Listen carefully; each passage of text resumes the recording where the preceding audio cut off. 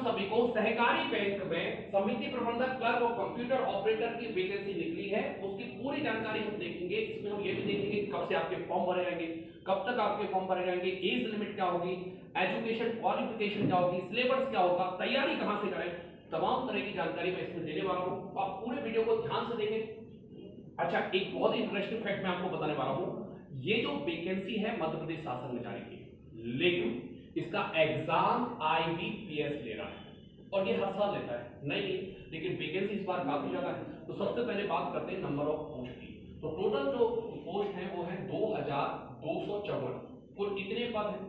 अब 1 लाख पदों में ऐसा तो हो नहीं सकता कि सारे के सारे एक ही डिपार्टमेंट में पद हो जाएं, तो ऐसा नहीं होगा। इस तरह से कुछ विभाग की अब ये वैकेंसी अलग है। ये वो विभाग है जहां पर वैकेंसी बहुत कम निकलती है। तो अब इसमें जो ज्वाइनिंग है वो अलग अलग पोस्ट पर है।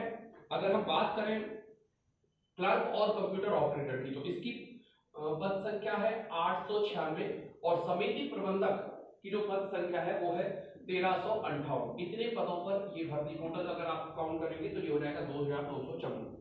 क्लियर है? इसके बाद इसमें जो है, चूंकि ये पेपर IBPS ले रहा है, मतलब क्या क्या हो जाएगा, इसमें अभी तक धांधली नहीं हो पाई। IBPS में आप कभी नहीं सुनोगे कि पेपर लीक हो गया या कुछ भी हो गया। कभी भी अगर ज्वाइनिंग की भी डेट ये दे देता है तो एक दिन बाद भी ज्वाइनिंग नहीं करता। मतलब इसमें जो डेट दी गई है सारा का सारा आपका इंप्लीमेंट होगा। इसमें आपका इनफैक्ट जब आप इसका एग्जाम करने जाएंगे तो हर एक सब्जेक्ट में भी टाइम टेबल फिक्स होगा। ऐसा नहीं होगा कि आप ओवरऑल 2 घंटे पेपर करने लगे, पेपर 2 घंटे का। खैर वो मैं आपको वीडियो का अभी अंत में आपको बता दूंगा। आगे समझते हैं। तो इंपॉर्टेंट डेट कौन सी? तो सबसे पहले 26/11 से इसके फॉर्म भरे जाएंगे। लास्ट डेट क्या है? 25/12। लगभग 1 महीने भरे आपने। IBPS हमेशा अपना पेपर जो होता है वो 1 महीने भरवाता है और व्यापम जो होता है वो 15 दिन भरवाता है। कुछ चीजें बिल्कुल फिक्स चलती है। रेलवे 1 महीने, है ना, और SSC 1 महीने। तो ये बिल्कुल फिक्स चलता है, इसमें चेंजेस नहीं होता, बस केवल पोस्ट चेंज होती रहती है। तो ये सारा रहेगा। ठीक है, फीस कितनी है? तो जनरल वालों की फीस रहेगी 500 रुपए, रिफंड नहीं होगी, RRB नहीं है ये। और SC ST, इसमें मेल फीमेल दोनों रहेंगे। SC ST OBC EWS इन सब की फीस रहेगी 250। इसके अलावा जो कंप्यूटर का चार्ज लगेगा वो आपका अलग लगेगा। फीस के बाद बात करते हैं एजुकेशन क्वालिफिकेशन। एजुकेशन क्वालिफिकेशन में आपके पास ग्रेजुएशन होना चाहिए। IBPS किसी भी 12वीं पास व्यक्ति का पेपर नहीं कराता है, चाहे वो आप बैंक PO का कर लो, चाहे बैंक क्लर्क का कर लो। तो कई बार आपको बार बार देखने की जरूरत नहीं होगी, कुछ चीजें अगर आप सेट कर लेंगे। IBPS यदि पेपर ले रहा है मतलब ग्रेजुएशन तो चाहिए ही चाहिए। इसके अलावा ग्रेजुएशन किसी से भी हो सकते हैं। यदि आप किसी भी से भी हैं तो आपको 1 साल का कंप्यूटर डिप्लोमा चाहिए होता है। इसका मतलब ये नहीं कि आपको PGDCA चाहिए है। आप 1 साल का डिप्लोमा किसी भी UGC से, किसी भी UGC से आप 1 साल का डिप्लोमा ले सकते हैं, जो कि 500-1000 रुपए हो जाता है। कई बार हम हर जगह कंप्यूटर में PGDCA देते हैं। PGDCA कहीं नहीं लगता है। आपको ऐसा लगता होगा कि स्पेशली कहीं मंगाया है, वो बहुत रेयर केसेस है। लेकिन इतना रेयर केसेस है कि 8000 रुपए आप उसमें बर्बाद करते हैं, मुझे बड़ा आश्चर्य होता है। खैर, तो यहाँ पर अगर आप देखोगे तो ग्रेजुएशन प्लस 1 साल का डिप्लोमा, PGDCA 2 साल, PG 1 ही साल का होता है, 2 सेमेस्टर के साथ होता है। अब ये भी जरूरी नहीं, अगर आप BE कैसे, अगर आप IT से या CS से, इस तरह से अगर आप हैं, है ना, कंप्यूटर साइंस आपके पास है, इलेक्ट्रॉनिक इंफॉर्मेशन टेक्निक आपके पास है, तो इसके लिए कंप्यूटर की जरूरत नहीं। प्लस OPA अगर आप कर रहे हैं ITI में तो आपको फिर कंप्यूटर की आवश्यकता नहीं है इसकी। ठीक है, OPA अगर आपके पास है तो आप इसका फॉर्म भर पाएंगे। अच्छा, इसमें प्रायोरिटी ज्यादातर खासतौर से उनको दी जाएगी जो आपके कॉमर्स विषय से ज्यादा रिलेटेड। हालांकि ऐसा नहीं है, मेन आपका नंबर ही रहेगा कि कितना नंबर आपको रहता है, क्योंकि ऐसा अगर होगा तो वो 1-2 नंबर दे रहे हैं। क्लियर है? अगर सब कुछ में टाई हो जाए तब का बात हो रहा है ना। तो नंबर अगर आपके अच्छे हैं तो आपको इस लाइन से कोई भयभीत होने की जरूरत नहीं है। आगे बढ़ते हैं। अब बात करते हैं एज लिमिट की। तो भाई जनरल बॉय OBC बॉय का बता रहा हूं, बॉय का ये रहेगी 18 साल से लेकर के 35 साल। और अगर बात करें हम गर्ल्स की, SC ST की, OBC गर्ल्स की, या गर्ल्स में तो सारी आ जाती है, और ईडब्ल्यूएस तो इनके लिए रहेगी 18, 5 साल का रिलैक्सेशन रहेगा 18 से 40 साल। जब भी एज रिलैक्सेशन होता है तो उस तरफ होता है, ऐसा नहीं होता कि इस तरफ आ जाए, ये एज लिमिट रहेगी। अब सबसे इंपॉर्टेंट बात करते हैं सिलेबस की। तो आईबीपीएस में कोई भी एग्जाम जब होता है तो उसमें हर एक सब्जेक्ट का टाइम लिमिट होता है। वो कैसे होता है वो समझते पहले सिलेबस देख लेते हैं। इसलिए मैंने कहा जो पटवारी की तैयारी कर रहा है उसमें ये अपने आप हो जाएगा। सबसे पहले रीजनिंग है, क्रम मैंने वही रखा है जो प्लेट्स में उसमें दिया है। रीजनिंग के बाद कंप्यूटर है, कंप्यूटर के बाद है जनरल अवेयरनेस, जिसको हम जीके भी कह सकते हैं, जनरल, और इंग्लिश है और मैथ्स है। 5 पोर्शन में ये पेपर होगा। अच्छा, पांचों पोर्शन को क्वालिफाइड करना जरूरी होगा। अगर 40 नंबर का 20 नंबर का पेपर है तो 13, और 40 का है तो 26 नंबर सब में कम से कम चाहिए। एक में भी अगर आप रुक गए, इसमें 100% मार्क्स, इसमें 100% मार्क्स, इसमें 100%, इसमें 100%, इसमें यदि एक नंबर कम है 26 से तो आप अनक्वालिफाइड हो जाओगे। ये आईबीपीएस की शर्त होती है। जैसे आईबीपीएस कहता है ना, काफी सारी चीजें बिल्कुल अलग हो जाती है, ठीक है। बैंकिंग बिल्कुल अलग सेक्टर है, लेकिन बहुत ही शांति वाला काम है ना। आपको कुछ नहीं करना, कुर्सी तोड़ना है बस बैठे बैठे।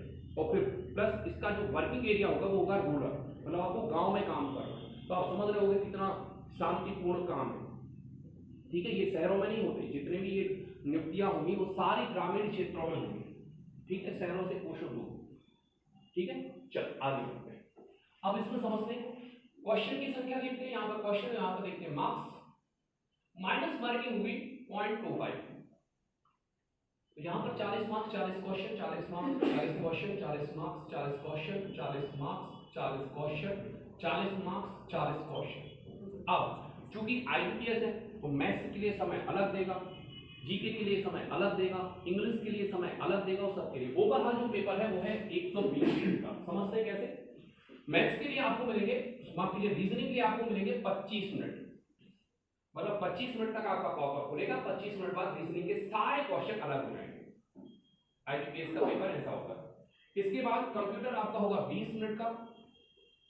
अगेन जनरल अवेयरनेस जीके जो होगा वो होगा 20 मिनट का। इंग्लिश होगी 25 मिनट की, और मैथ्स होगी 30। जब आप इसका जोड़ोगे तो ये हो जाएगा 120 मिनट। तो ऐसा नहीं होगा कि आप मैथ्स आध घंटे से ज्यादा करो, जो व्याकरण होता है, इसलिए कहा जाता है कि व्याकरण के एग्जाम बहुत सरल होते हैं। इसमें आपको 30 मिनट के लिए ही 100 होंगे मैथ्स के क्वेश्चन, इसके बाद वो चले जाएंगे और यही क्रम से चलते जाएंगे, ठीक है। ये कई बार ऊपर नीचे कर दे तो ये बड़ी डील नहीं, लेकिन 20 मिनट के लिए आप कंप्यूटर, अब जीके आपका 10 मिनट में भी हो गया तो 20 मिनट तक आपको जीके के क्वेश्चन से देखना पड़ेगा। वैसे आपने जीके 10 मिनट में लगा, क्योंकि कितने क्वेश्चन है, 40 क्वेश्चन 40। ऐसा नहीं होगा कि आप चले जाओ, सब पोर्शन निकालना जरूरी होता है। कोई भी एक पोर्शन अगर आपका रुक गया है, क्योंकि मैंने बताया कि इसमें से 13 नंबर, 40 नंबर है तो 26 नंबर, कोई भी एक पोर्शन रुक गया, बाकी सब में 100%। मैं बार बार कह रहा हूं, आप समझने की कोशिश कर रहा हूं। ये टोटल 200 क्वेश्चन 200 मार्क्स है। आप सब में 4 4 4 4 4 4 4 4 16 160, और इसमें आप ले आए 25 नंबर, इसमें आप ले आए 25 नंबर। पॉसिबल नहीं है ऐसा, लेकिन फिर भी अगर हो गया तो आप अनक्वालिफाइड हो गए, ये समझो, आप अनक्वालिफाइड हो गए। कुछ अलग होता है ये पेपर, है ना। और ये केवल ये नहीं, ये सारे क्वेश्चन होते हैं। कितने हो जाएंगे बेटा? 6 और 2 8, मतलब 200 में से 185 नंबर हैं, तो आप अनक्वालिफाइड। क्यों? आपने इसमें 26 नंबर नहीं लाए, ठीक। और ये आईबीपीएस के हर पेपर में जितने भी बैंक पीओ बनते हैं, ठीक है, आईबीपीएस पीओ बैंक क्लर्क की पोस्ट में करते हैं, ये आईबीपीएस का पूरे में यही नियम रखता है। क्योंकि मैंने शुरू में आपको वीडियो में बताया कि ये जो पेपर ले रहा है institute of banking personal selection board, IBPS का फुल फॉर्म। प्लस इसमें जो जीके होता है, इसमें बैंकिंग का जीके आता है एक पोर्शन, 10 क्वेश्चन इसके आते हैं, 40 में से 10 क्वेश्चन आपके बैंकिंग जीके के आते हैं, हाँ। तो ये एक अलग जीके होता है। बैंकिंग जीके बहुत स्पेशल बैच में ही पढ़ाया जाता है, ठीक है। तो हालांकि देखो टफेस्ट है, लेकिन सैलरी काफी ज्यादा होती है ना, 30-40 हजार से जम रही सुबह। प्लस आपको एसी में बैठना है, काम काफी सरल होते हैं, है ना। काम वर्किंग बहुत हार्ड नहीं होती, सिंपली आपको वर्किंग डे में जाना है, वर्किंग डे में आना है ना। बस नोटबंदी आपके समय में ना हो, तब जरूर आपकी जॉब काफी खतरे में आ जाती है। खैर, और आगे बढ़ते हैं। माइनस मार्किंग में आपको बता चुका हूँ 0.25 की माइनस मार्किंग होती है, एजुकेशन क्वालिफिकेशन में बता चुका हूँ, वर्किंग एरिया में आपको बता चुका हूँ, सैलरी में आपको बता चुका हूँ, फीस बता चुका हूँ। अब एग्जाम डेट जो है वो कंडक्ट होगी, लेकिन मैं फिर से कह रहा हूँ कि यदि आप कहीं फंसना नहीं चाहते, आईसीएससी हमेशा लेट होता है, व्यापम पी भी हमेशा लेट होता है, आईबीपीएस डेट टू डेट काम करता है, ये सबसे बड़ी खासियत है। आप कभी नहीं सुन सकते कि बैंकिंग का कोई भी पेपर लीक हुआ है। ओके, इसके अलावा भी यदि आपको कोई भी क्वेश्चन हो तो नीचे कमेंट बॉक्स में जरूर लिखें, जरूर भरें फॉर्म सारे, ताकि आपको जो आपका लक्ष्य है वहां तक आप 4-5 एग्जाम जरूर दें। Okay, thank you for watching, great.